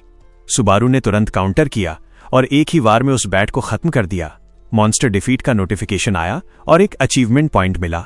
सुबारू ने ठंडे टोन में व्यूअर्स से पूछा कि कोई प्रॉब्लम है क्या। वो अंधेरे डंजन में आगे बढ़ता रहा और कमेंट्स बढ़ने लगे। व्यूअर वाइट ने सुबारू के क्विक रिएक्शन की तारीफ की, जबकि लव मनी ने उसे लालच न करने और टीम का वेट करने की सलाह दी। लेकिन सुबारू बिना ज्यादा रिएक्शन दिए कमेंट्स पढ़ता रहा। सुबारू ने लव मनी को एडवाइस के लिए थैंक यू बोला, पर शांत तरीके से मना कर दिया, कहते हुए कि वो पॉसिबल नहीं है। सुबारू ने कॉन्फिडेंस के साथ अनाउंस किया कि उसे अकेला ही चैलेंज करना पसंद है, जिस पर व्यूअर्स ने मजाक उड़ाना शुरू कर दिया और उसकी पक्की बर्बादी प्रेडिक्ट करने लगे। सुबारू ने उनके तानों को इग्नोर किया जो उस पर नारुकामी सुबारू के नाम पर व्यूज लेने का इल्जाम लगा रहे थे, और उसने अपनी नजर सामने आए नए मॉन्स्टर पर जमा दी। जमीन के अंदर से मड निम्फ मॉन्स्टर झपट कर निकला, लेकिन सुबारू ने स्किल के साथ डॉस किया और अपनी डिमोनिक स्वॉर्ड से जानलेवा वार कर दिया। सुबारू ने डिसाइड किया कि वो अपनी लिमिट्स टेस्ट करेगा और देखेगा कि वो कितना आगे जा सकता है। मॉन्स्टर डिफीट का नोटिफिकेशन आया और 2 पॉइंट्स मिले, जबकि व्यूअर्स हैरानी से पूछने लगे कि ये सब अभी क्या हुआ। अचानक पूरी जगह मॉन्स्टर की चीखों से भर गई और बैट्स और मड निम्फ्स का एक ग्रुप निकल आया। सुबारू तूफान की तरह टूट पड़ा, अपनी लाल चमकती तलवार से लेफ्ट राइट मॉन्स्टर्स काटता चला गया। व्यूअर्स उसकी स्पीड और पावर देखकर स्टंट थे और समझ नहीं पा रहे थे कि उनके सामने क्या हो रहा है। लगातार नोटिफिकेशंस आने लगे मॉन्स्टर्स डिफीट होने के और पॉइंट्स मिलने के, जबकि सुबारू तलवार पकड़कर खड़ा था, सबको ये प्रूव करते हुए कि वो सिर्फ कॉपीकैट नहीं है बल्कि एक खतरनाक ताकत है। घने अंधेरे केव के बीच सुबारू अपने फॉलोअर्स को समझाना शुरू करता है कि सिर्फ आवाजों पर फोकस करके दुश्मन कहां हैं और कितने हैं ये कैसे पता लगाया जा सकता है। कमेंट्स फिर से मजाक से भर गए, उसे झूठा कहने लगे और बोलने लगे कि वो बिगनर होके भी ज्ञान बांट रहा है। सुबारू ने अपना मास्क छुआ और सोचा कि अगर इन लोगों को उसकी सच्चाई पता होती तो वो समझ जाते कि उसके दिमाग में क्या चल रहा है। जब कमेंट्स उस पर नारुकामी सुबारू बनने का नाटक करने और उसकी पॉपुलैरिटी पर चढ़ने का इल्जाम लगाते रहे, सुबारू पूरी लगन के साथ आगे बढ़ता रहा, खुद से कहता हुआ कि अभी तक जो पॉइंट्स मिले हैं वो काफी नहीं है और यहां से जाने से पहले वो जितने हो सके उतने अचीवमेंट पॉइंट्स जमा करना चाहता है। व्यूअर्स उसकी प्रोग्रेस को तानों के साथ देख रहे थे, जहां एक ने मजाक में लिखा कि असली मर्द बिना बोले आगे बढ़ता है और कुछ लोग पूछ रहे थे कि क्या वो इस डेंजरस जगह में आने से पहले कोई रिसर्च करके आया भी है या नहीं। अचानक सुबारू रुक जाता है और ऊपर की तरफ देखता है और एक भयानक सरप्राइज सामने आता है। केव की छत पूरी तरह एक आंख वाली बैट्स के बड़े झुंड से भरी हुई थी। सारे मॉन्स्टर्स ने एक साथ अपनी लाल चमकती आंखें खोल दी, जिससे व्यूअर्स में हंगामा मच गया और सबको उसकी पक्की मौत दिखने लगी, जैसे रिट्राई पक्का हो। उसी वक्त एक नया मिशन नोटिफिकेशन आता है व्यूअर माई ओनली स्ट्रीम की तरफ से, जो सिर्फ 100 क्रेडिट्स ऑफर करता है बदले में उन सब मॉन्स्टर्स को मारने के लिए, जिसे बाकी व्यूअर्स ने या तो एक खतरनाक ट्रैप माना या एक गंदी मजाक। लेकिन सुबारू ने सबको हैरान करते हुए बिल्कुल शांत तरीके से चैलेंज एक्सेप्ट कर लिया और 100 क्रेडिट्स के लिए व्यूअर को थैंक यू बोला। सीन वापस ब्रॉडकास्टिंग कंपनी में शिफ्ट होता है, जहां हत्सुका का कलीग गुस्से और फ्रस्ट्रेशन में टेबल पे मार रहा होता है क्योंकि वो 6th फ्लोर तक पहुंचने में फेल हो गया था। लेकिन वो तुरंत हत्सुका से माफी मांगता है उसे डिस्टर्ब करने के लिए और देखता है कि वो अपने डिवाइस पर पूरी तरह फोकस की हुई है। हत्सुका अपने डिवाइस पर कुछ अजीब नोटिस करती है स्क्रीन पर, तो उसके कलीग ने पूछा कि वो क्या देख रही है और अचानक इतनी शांति क्यों हो गई। तब अचानक हत्सुका बोली कि कुछ गलत है। वो आदमी हकलाते हुए अपनी सफाई देने लगा, कहने लगा कि अमाउंट ज्यादा नहीं है और उसके पास पैसे हैं भरने के लिए। जबकि हत्सुका अपने डिवाइस को शक से देख रही थी, उसका कलीग वादा करने लगा कि वो दोबारा गैम्बलिंग नहीं करेगा। लेकिन हत्सुका की आंखें और ज्यादा फैल गईं हैरानी से जो वो देख रही थी, और उसने मना कर दिया कि वो उस बात की बात ही नहीं कर रही जिसका वो सोच रहा था। हत्सुका ने हैरानी से स्क्रीन की तरफ इशारा किया और नाम लिया नारुकामी सुबारू, जबकि उसका कलीग इस बात से और ज्यादा हैरान हो गया कि वो अभी तक वही स्ट्रीम देख रही है। आदमी के चेहरे पर असली खौफ आ गया और वो धीरे से बोलने लगा कि जो उसके सामने हो रहा है वो नामुमकिन है। स्क्रीन पर सुबारू बैट्स के बीच तूफान की तरह घूम रहा था। उसकी तलवार से लाल खून की लकीरें बन रही थीं, जिसे देखकर कमेंट्स में व्यूअर्स चीखने लगे।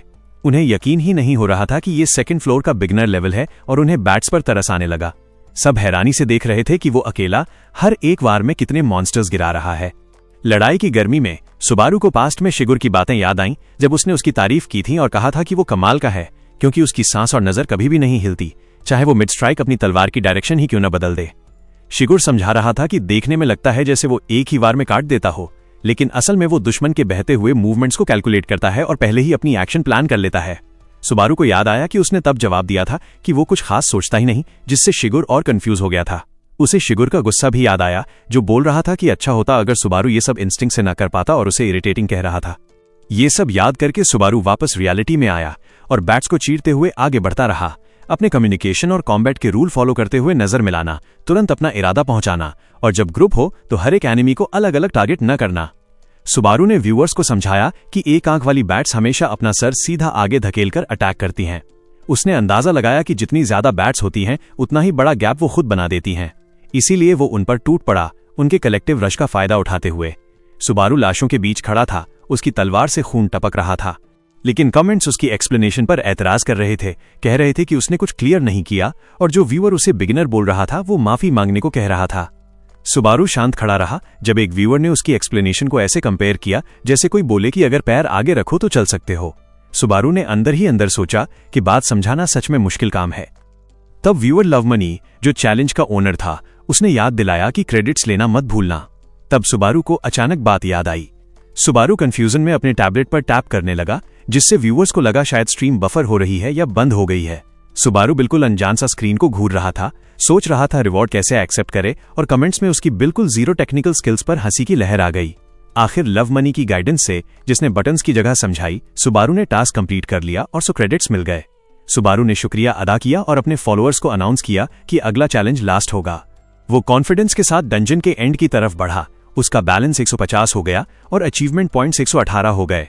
ब्रॉडकास्टिंग कंपनी के ऑफिस में हत्सुका जोर से चीखी, जिससे उसका कलीग चौंक गया और पूछने लगा इतनी अचानक चीखने की वजह क्या है। हत्सुका ने हैरानी से स्क्रीन की तरफ इशारा किया, पूछते हुए कि क्या उसने कभी ऐसा कुछ देखा है, जबकि वो उसे शांत करने की कोशिश कर रहा था और याद दिला रहा था कि ये सिर्फ 2nd फ्लोर का एक स्ट्रीम है।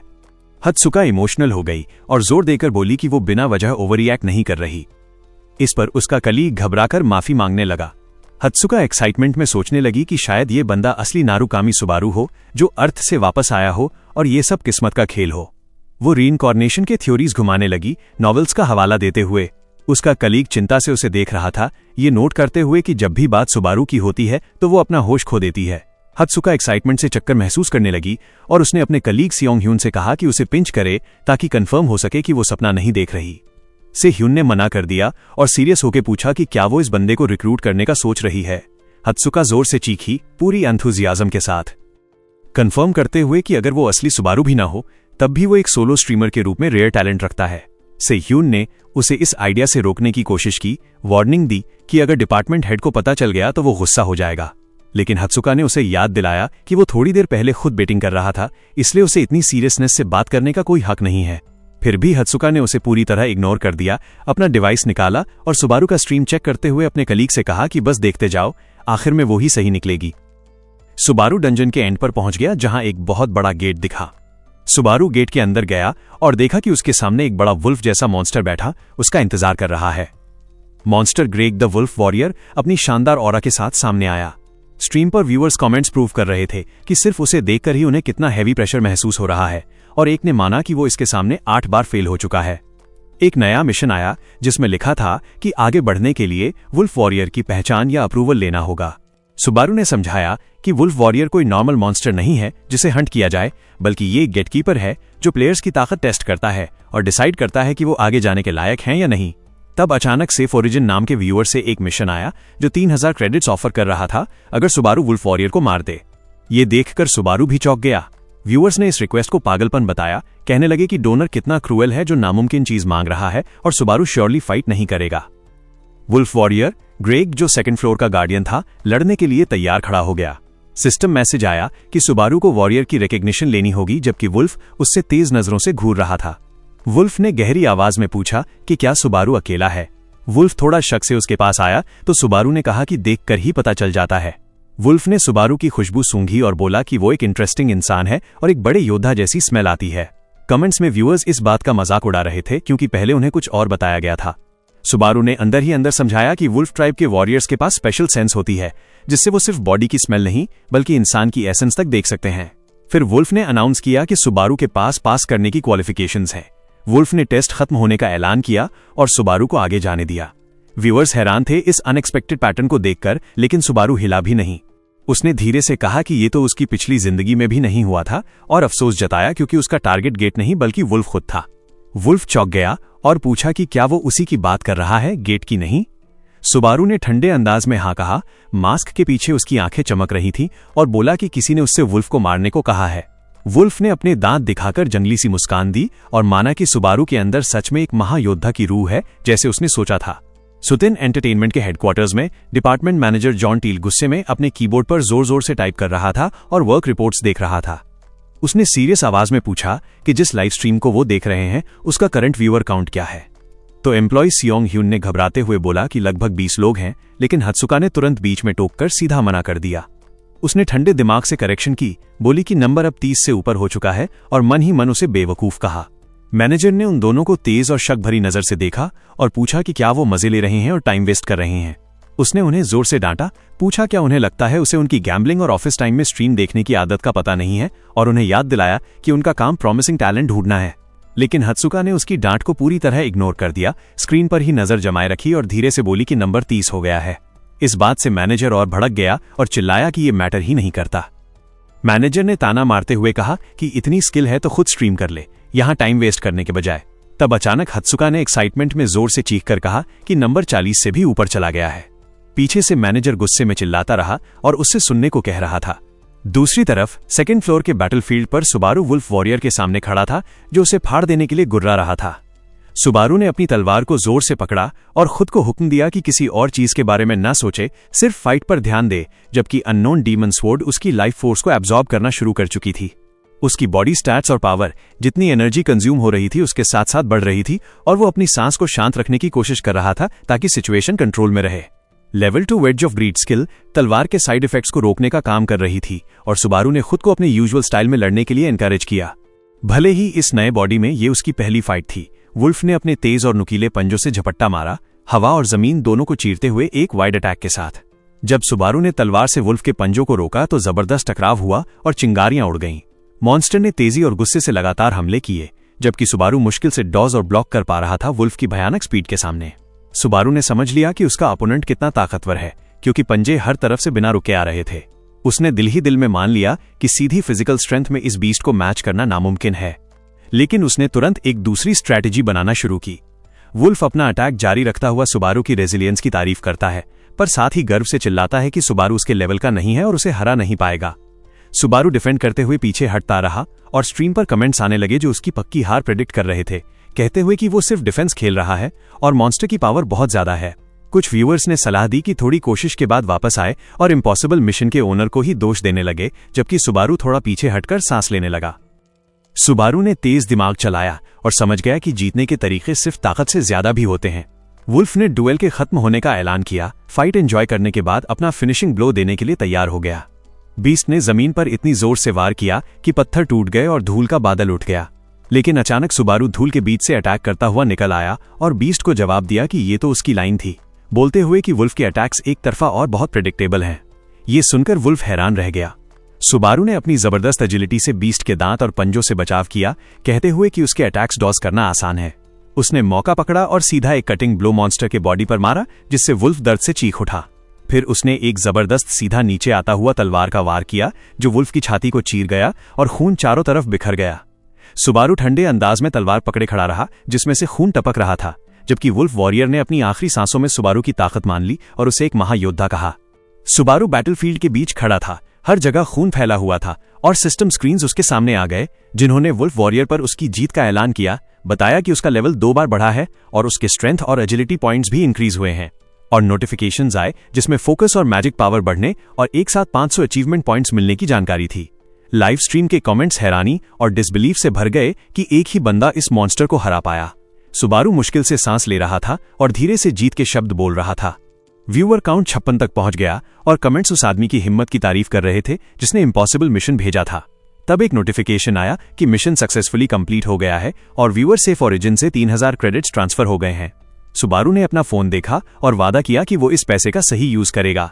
उसका बैलेंस 3000 से ऊपर और अचीवमेंट पॉइंट्स 600 हो गए। उसके सामने जो बड़ा गेट था वो धीरे धीरे खुलने लगा, एक शानदार घुरघुर की आवाज के साथ। सुबारू ने अचानक हवा में अजीब सी वाइब्रेशन महसूस की, जो फॉलोअर्स ने भी स्क्रीन के थ्रू नोटिस की।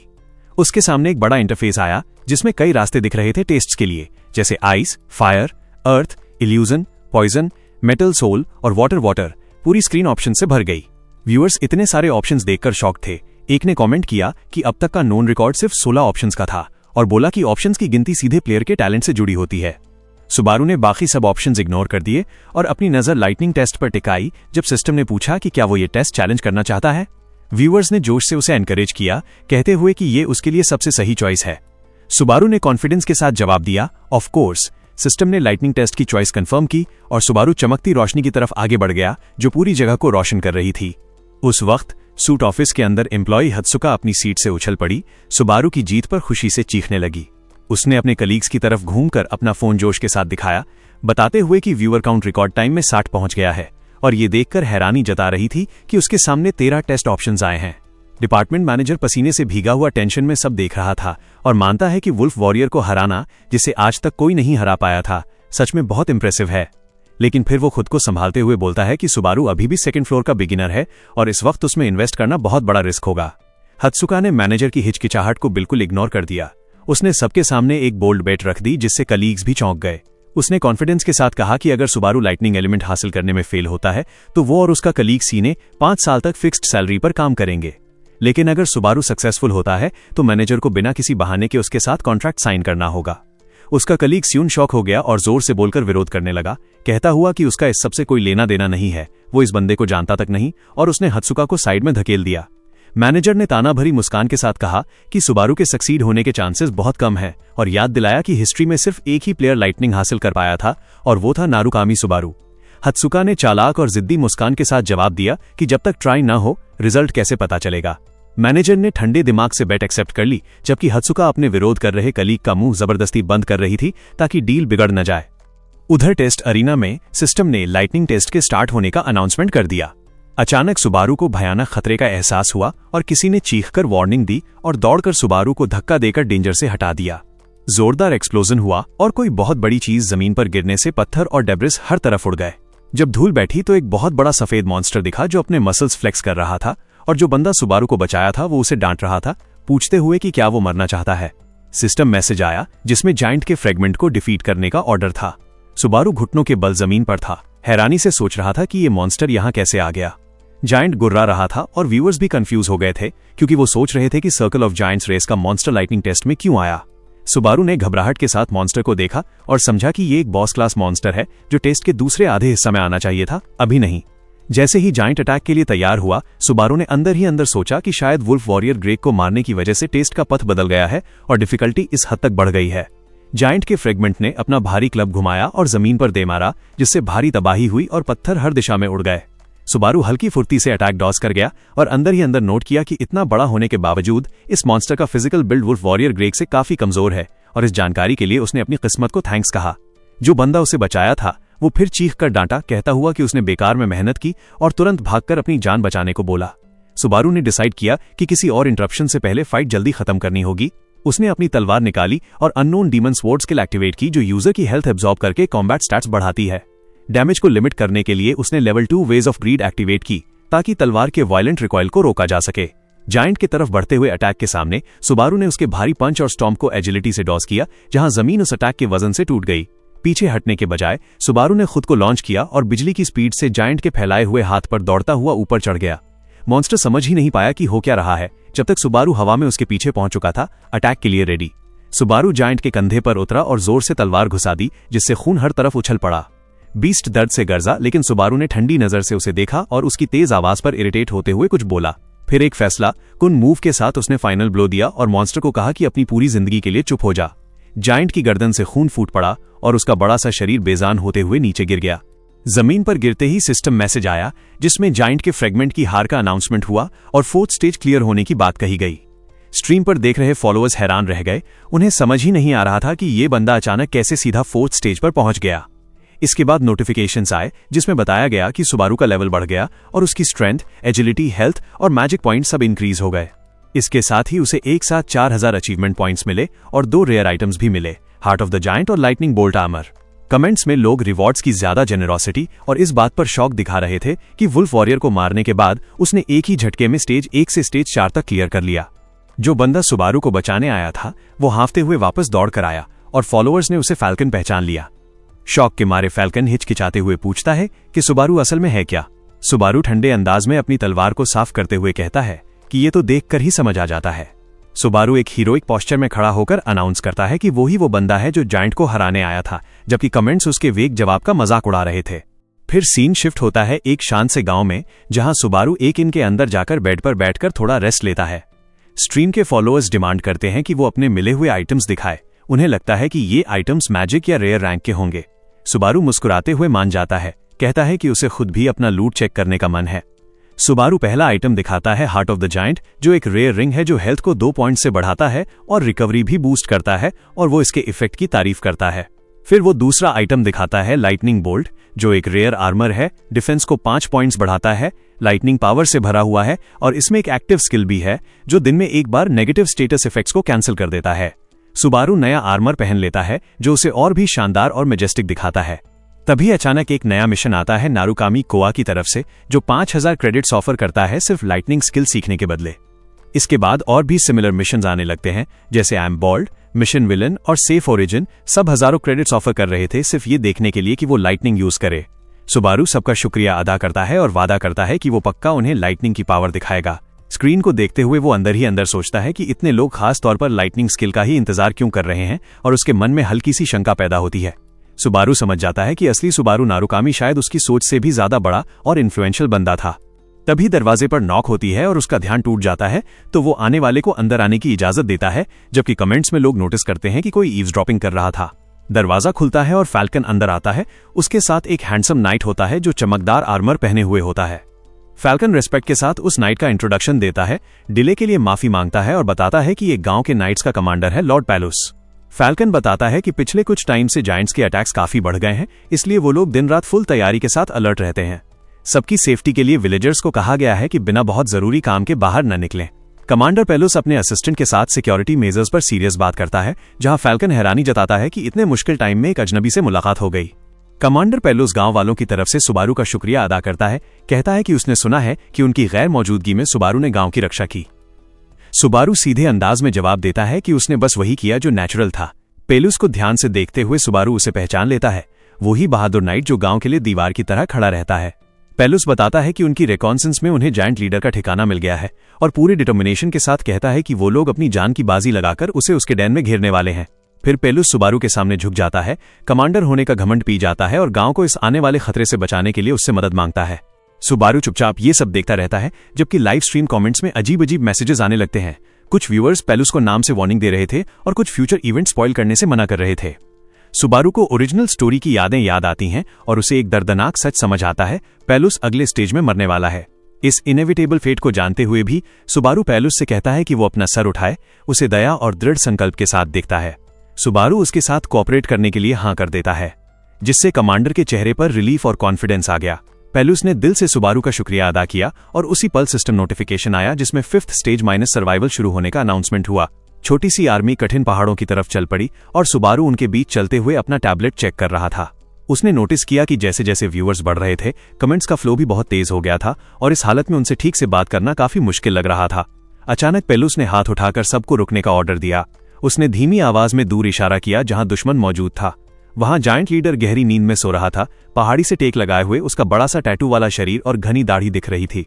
पेलुस ने अटैक प्लान बनाया और कहा कि वो लीडर का ध्यान अपनी तरफ खींच लेगा और सुबारू पीछे से सरप्राइज का फायदा उठाकर अटैक करे। पर सुबारू ने उसे रोक दिया, कहने लगा थोड़ा रुको, क्योंकि उसे लीडर के आसपास हवा में कुछ अजीब सा महसूस हुआ था। सुबारू की आंखें खुल गईं और वो धीरे से बोला कि लीडर अकेला नहीं है।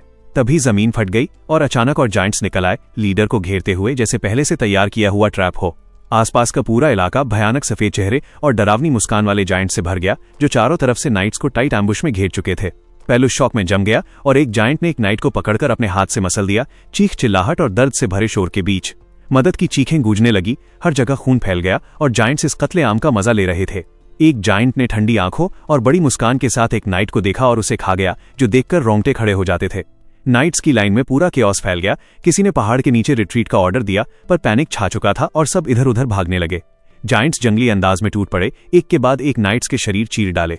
एक नाइट को जायंट ने जमीन पर गिरा दिया। उसका भाई चीखता रहा, उसे रुकने को बोलता हुआ, जबकि बाकी उसे खतरे में जाने से रोकने की कोशिश करते रहे। एक दर्दनाक सीन में सिपाही चीख रहा था, अपने बड़े भाई का नाम पुकारते हुए, जो जायंट के पैरों के पास मर गया और बैटलफील्ड खून और लाशों का असली जहन्नुम बन गया। इस पूरे हंगामे के बीच कमांडर पेलुस अपने सोल्जर्स पर चिल्लाया, तुरंत रिट्रीट का ऑर्डर देते हुए बोलता कि ये मिलिट्री ऑर्डर है और इस पर बहस नहीं होगी। उसने उन्हें जिंदा रहने के लिए हौसला दिया, उनके घर पर इंतजार करते परिवार और गांव के फ्यूचर की याद दिलाई और वादा किया कि ये अंत नहीं है, वो दोबारा इकट्ठा होकर लौटेंगे। सोल्जर्स जान बचाने के लिए जंगल की तरफ भाग गए। पेलुस ने फैल्कन पर चिल्लाते हुए उसे आदमियों को लीड करने और सेफ विड्रॉल की जिम्मेदारी दी।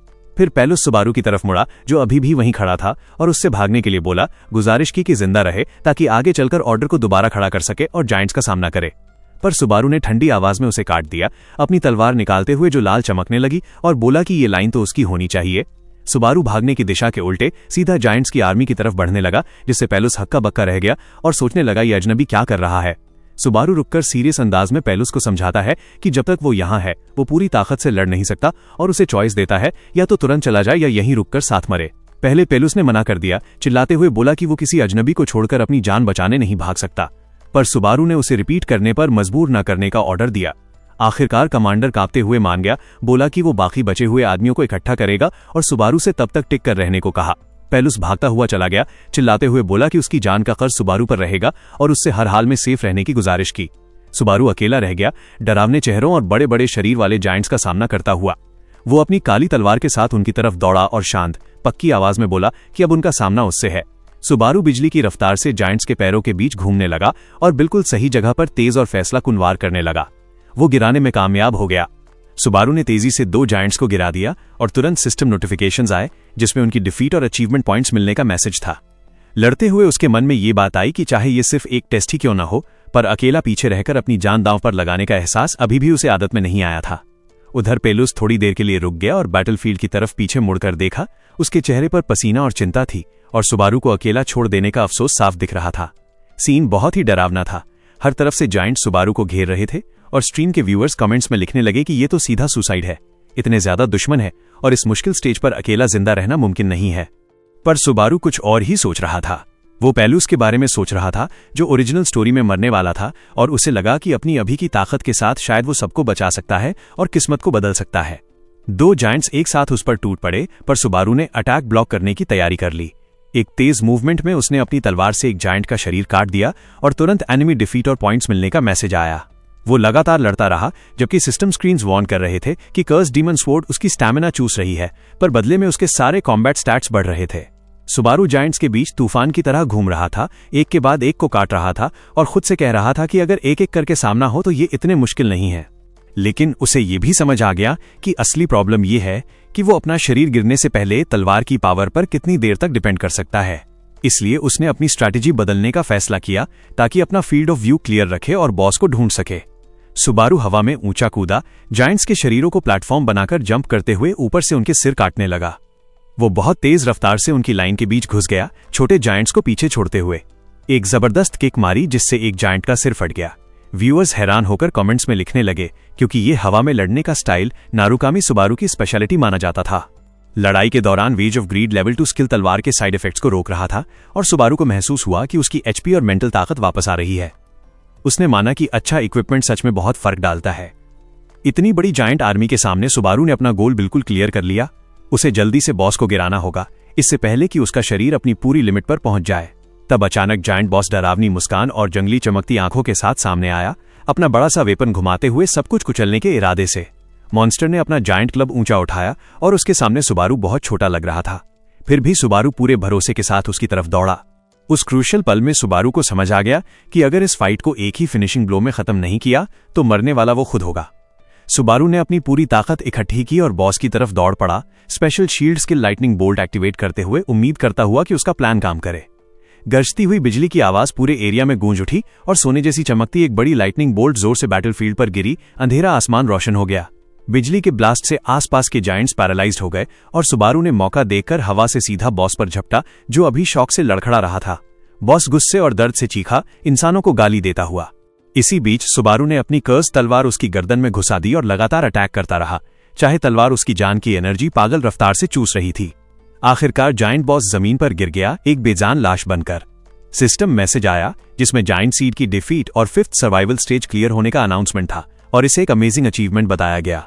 उसके बाद नोटिफिकेशंस आए जिसमें बताया गया कि सुबारू का लेवल 2 बार बढ़ा और उसकी स्ट्रेंथ, एजिलिटी, वाइटैलिटी और मैजिक पॉइंट्स इस जबरदस्त जीत के रिवॉर्ड के तौर पर इंक्रीज हुए।